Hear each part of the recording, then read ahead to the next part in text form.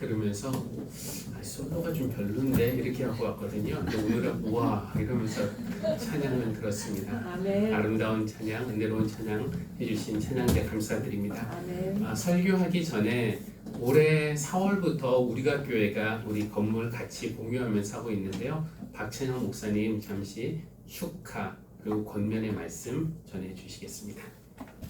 안녕하세요. 안녕하세요. 반갑습니다. 목사님이 아까 찬양 너무 좋다고 했는데 찬양은 뭐니 해도 박찬양.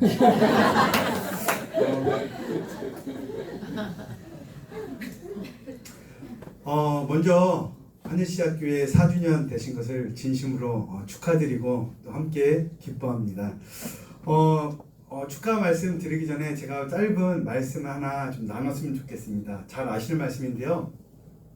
히브리서 11장 1절에서 2절 말씀입니다. 목사님이 설교 절대 하지 말라고 했는데 네, 설교 말씀.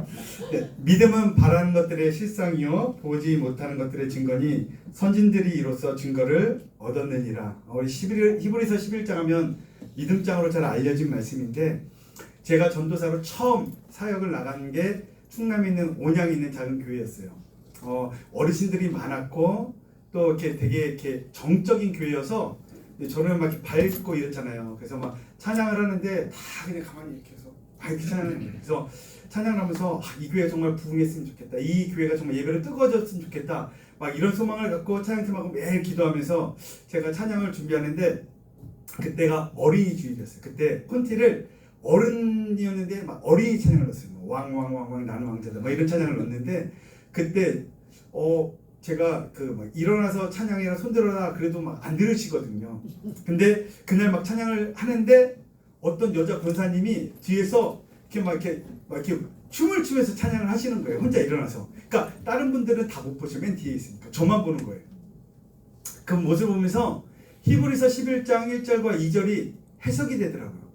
믿음은 바라는 것들의 실상. 하나님 이 교회 가운데 정말 부흥을 주시고 예배 회복을 주시고 하나님을 예배하는 것 때문에 기쁨을 누리게 해주십시오라는 제가 그게 소망이었고 그게 꿈이었는데 그 꿈을 보는 것 같아요. 근데 또 이어서 보면 선진들이 이로써 믿음 바라는 것들의 실상이요 보지 못하는 것들의 증거다.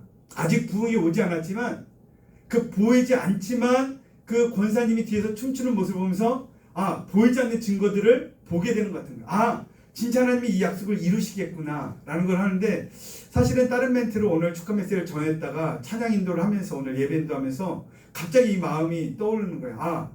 이 교회 가운데도 하나님이 그 보이지 않는 증거들을 막 보여주고 계시는 것 같은 거예요. 이 교회를 통하여 하나님이 선한 일들을 이루시고 정말 회복을 이루시고 교회가 정말 교회다워지는 일들을 정말 이루시고 싶어 하시는 그 증거들을 하나씩 우리 가운데 보여주시는구나. 그래서 바라는 실상들을 믿고 나가고 비록 지금 당장 보이는 것들은 별로 없을지라도 그 보이지 않는 증거들을 믿으면서 이 하늘시학교회가 이제 4주년을 또 5주년 또 10주년을 향해 정말 하나님의 기뻐하시는 그 교회가 되기를 정말 축하하고 또 축복합니다. 아멘.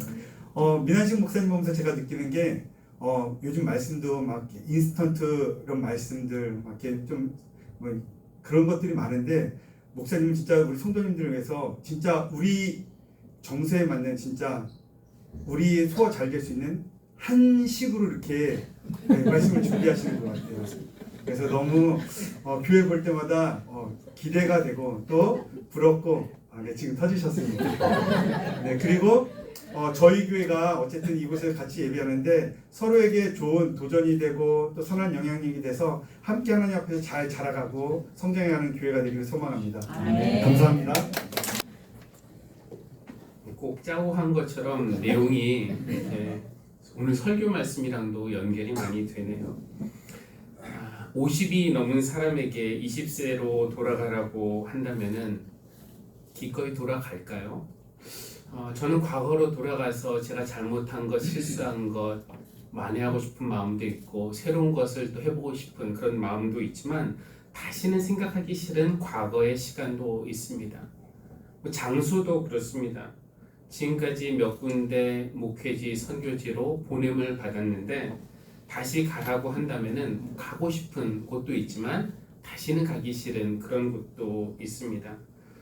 다시는 돌아가고 싶지 않은 장소나 시간은 어떤 상처 혹은 두려움과 관련이 있는데요. 상처의 흔적이 남아있는 시간이나 장소, 두려움이 있는, 해결되지 않은 두려움이나 있는 시간이나 장소는 돌아가고 싶지 않습니다.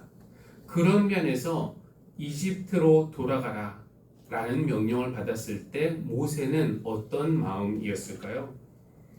모세에게 이집트는 해결하지 못한 두려움이 있는 장소였습니다. 왜냐하면 거기서 사람을 죽이고 도망쳐 나왔거든요. 그 이야기는 어떠냐? 이렇습니다. 겉으로는 이집트의 왕자였지만 속으로는 히브리인이었던 모세가 하루는 왕궁 밖으로 나갔다가 이집트 사람이 히브리 노예를 때리는 것을 목격하게 됩니다.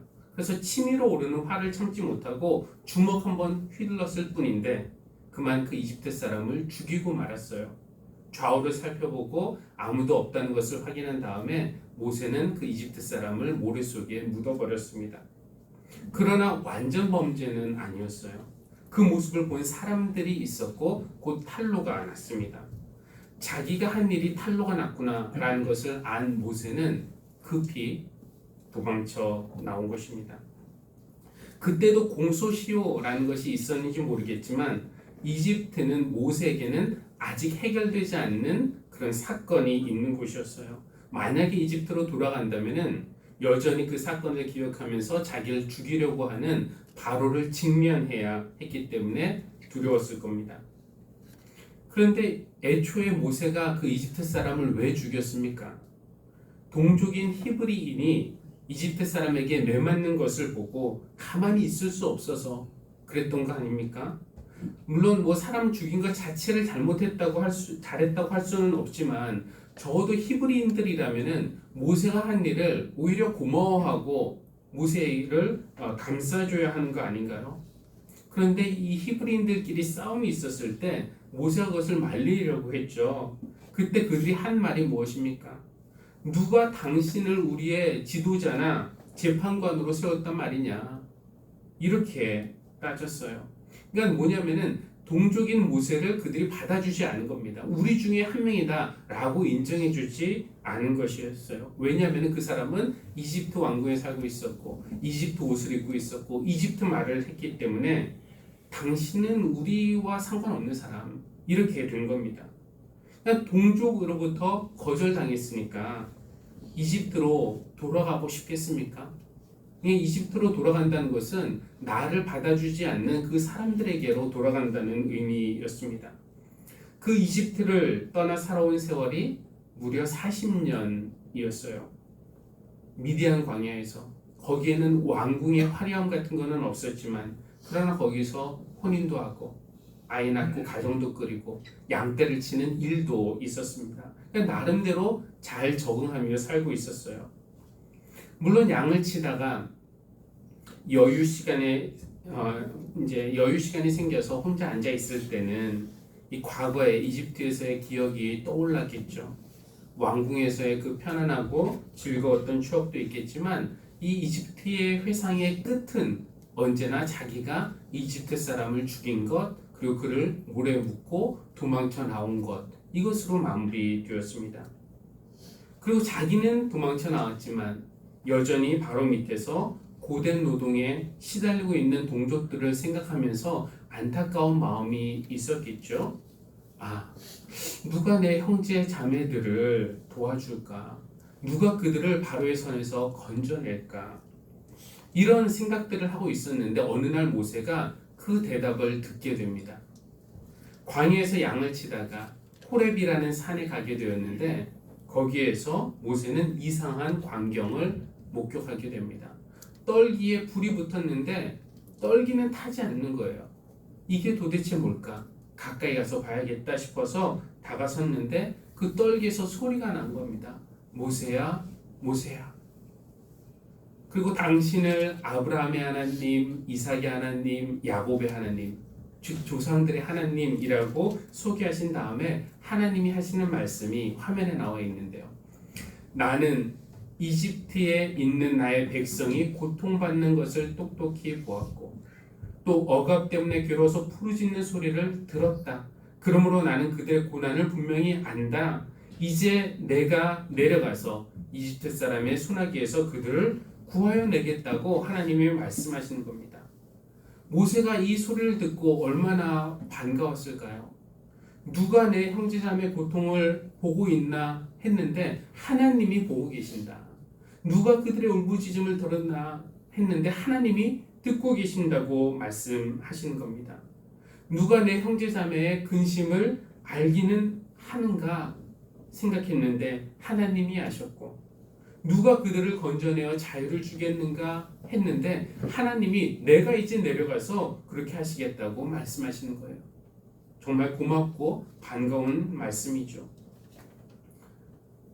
근데 모세가 조금 더 들어보니까 이게 그렇게 좋아할 만한 일만은 아니었어요. 하나님이 분명히 이제 내가 내려가서 라고 말씀하셨는데 잠시 후에 다음 페이지 보겠습니다. 10절에 보니까 이제 나는 너를 바로에게 보내요 라고 말씀하시니까 모세가 뭔가 좀 헷갈리기 시작한 겁니다. 하나님이 직접 이집트에 가신다는 건가? 나를 보내신다는 건가? 이런 생각이 들자 모세의 그 기쁨과 반가움이 근심으로 변해요. 하나님은 모세를 부르셨고 그에게 일을 맡겨 이집트로 돌아가라고 말씀하셨지만 모세는 상처의 기억이 있고 해결되지 못한 두려움의 장소인 이집트로 가고 싶지 않았어요. 그래서 자기가 적합한 사람이 아니다, 적임자가 아니다라는 이유를 몇 가지를 생각해내게 됩니다. 안 그래도 나를 안 받아준 히브리인들인데 40년 만에 그들에게 돌아가서 여러분의 조상의 하나님이 나를 여러분에게 보내셨습니다 라고 하면은 그들이 환영은 안 해주는 것은 당연하고 내 말을 믿지도 않을 겁니다. 이렇게 말을 하고요.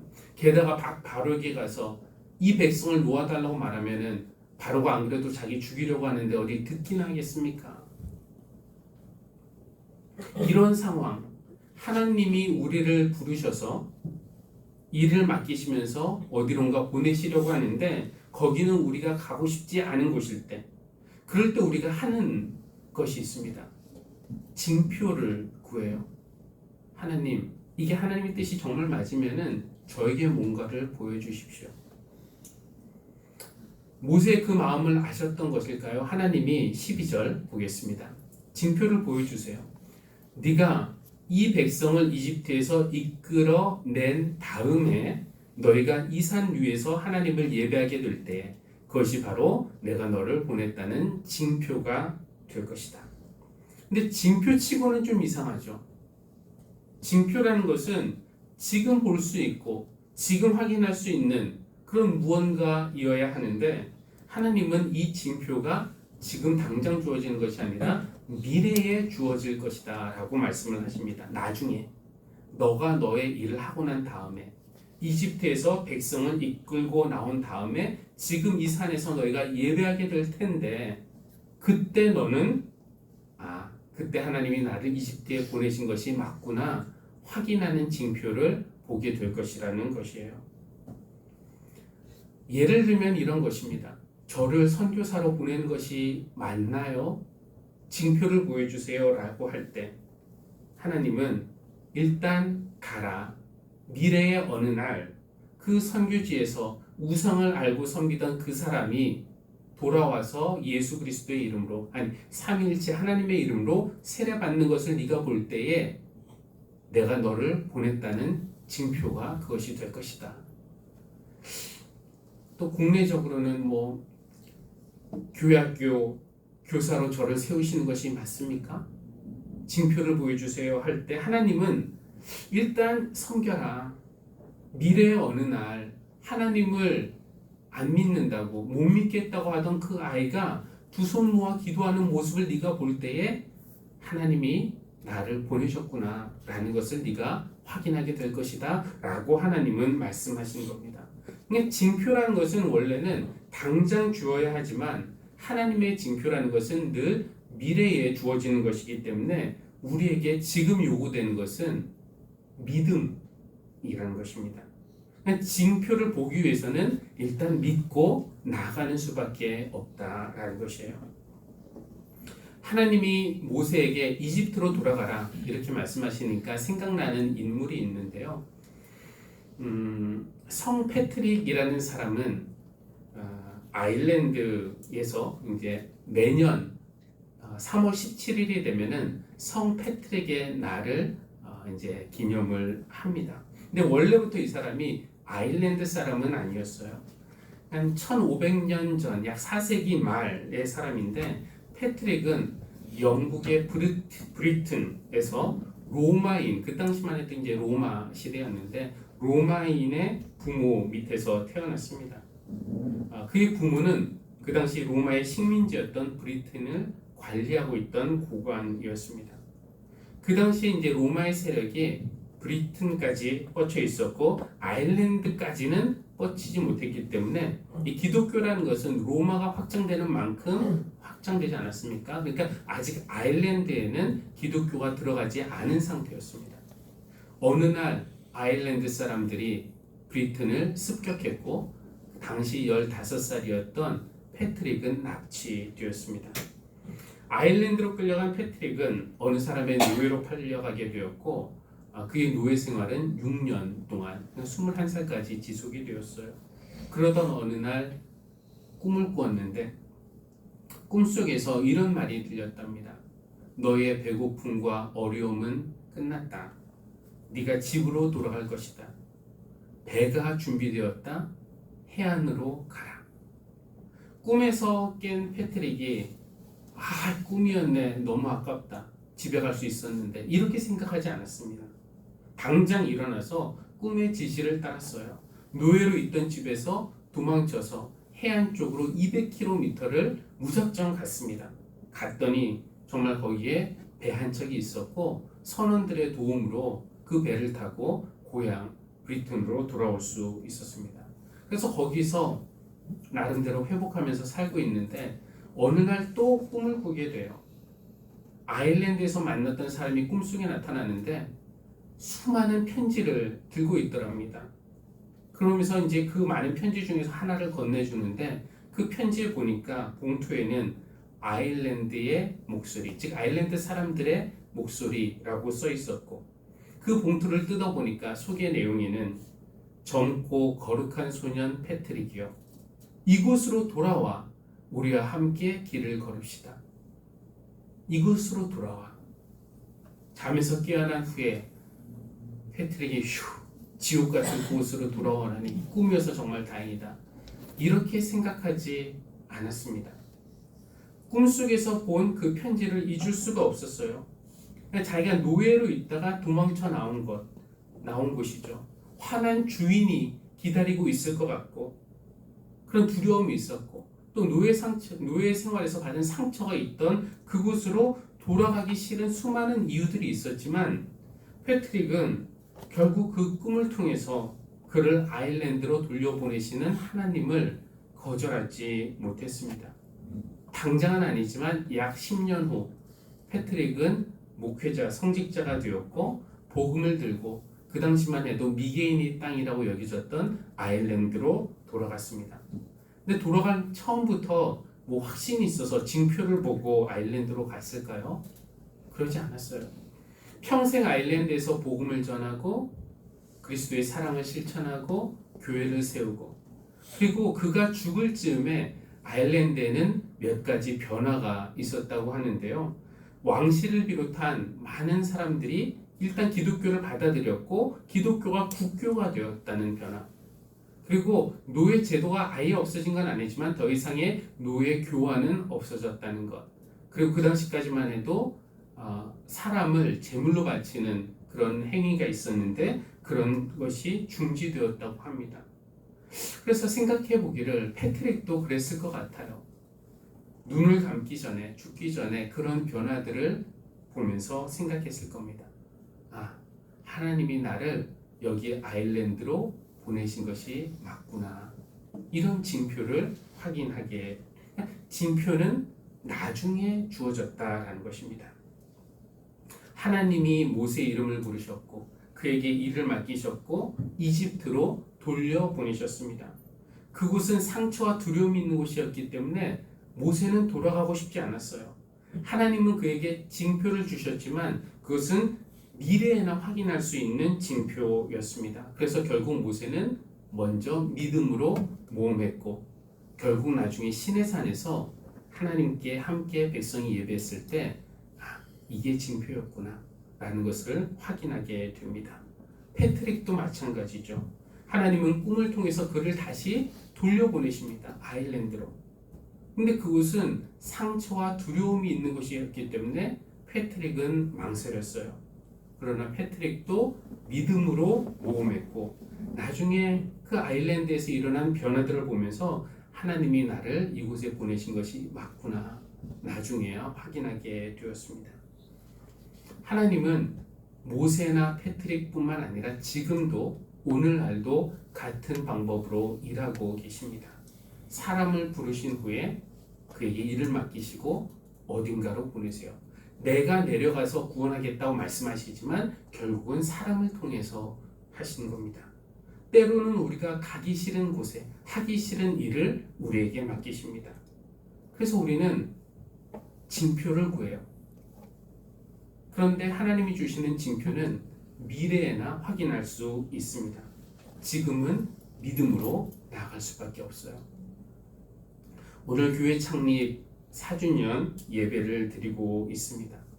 생각해 보니까 4년 전에 저는 제 영적으로 가장 슬럼프가 아니었을까 싶은 때였고요. 확신이 없었고요. 자신감도 없었습니다. 그래서 아내와 함께 40일 동안 징표를 구했어요. 그때 루마니아에서는 목회를 그만둬야겠다 마음으로 생각은 했고요. 그 다음에는 뭘 할까? 어딜 갈까? 처음에는 미국에 가려고 했어요. 마침 미국에서 교회 자리가 있으니까 오라는 연락도 있었습니다. 서울 강남에서 교회를 개척하라는 부르시면은 뭔가 징표가 필요했습니다. 근데 몇 가지 징표로 삼을 만한 일들이 있기는 있었지만 확실한 징표는 아니었어요. 그런데 지난 4년 이렇게 돌아놓고 생각해 보니까 징표의 연속이었습니다. 바로 여러분들이 저에게는 징표였습니다. 이곳에서 여러분과 함께 찬양하고 예배하면서 또 여러분이 나누는 간증을 들으면서 여러분의 삶에서 일어나는 변화를 보면서 또 오늘 이렇게 우리가 함께 예배하는 이 모습 자체가 저에게는 징표. 하나님이 나를 여기에 보내신 것이 맞구나. 잘 왔다 싶고요. 안 왔으면 큰일 날 뻔했다 싶은 마음도 듭니다. 아멘.